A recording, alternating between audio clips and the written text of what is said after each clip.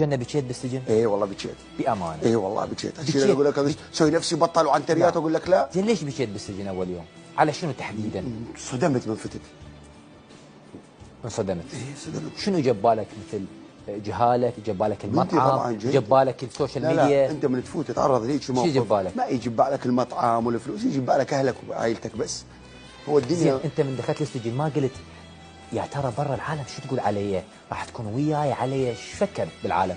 والله اني عندي جمهور الحمد لله مرعب يحبني. قلت راح يشمتون بي؟ لا ما عندي شيء اني مسيء او شغله ما زينه سويتها فرد مره زايده حتى يشمتون بي. كم يوم بقيت؟ بقيت 9 ايام. و9 ايام كل يوم بكي ونوح لو كاسرتها ابو جنه؟ لا والله مو قصه بكي ونوح كل يوم، بس اول هو شيء الصدمه الاولى تلعب دور. الصدمه الاولى. إيه؟ ومن طلعت؟ بكيت والله، بكيت من شفت ابويا وبنتي واطفالي. اليوم كل صدمه يبكي، مو انه والله اني ما ابكي اقول لك وبيع عنتريات، لا. بس اني ما فايت، اني ما خريج سجون. اني رجال ما خريج سجون، ما احنا بعائلتنا كلها شيلك من اني وابويا وجدي وعمامي وخوالي ما عندنا موقوف ما عندنا. فرحت من شفت الناس شلون وياك؟ شلون ما فرحت؟ والنعم منك. اليوم محبه الناس نعمه من الله سبحانه وتعالى.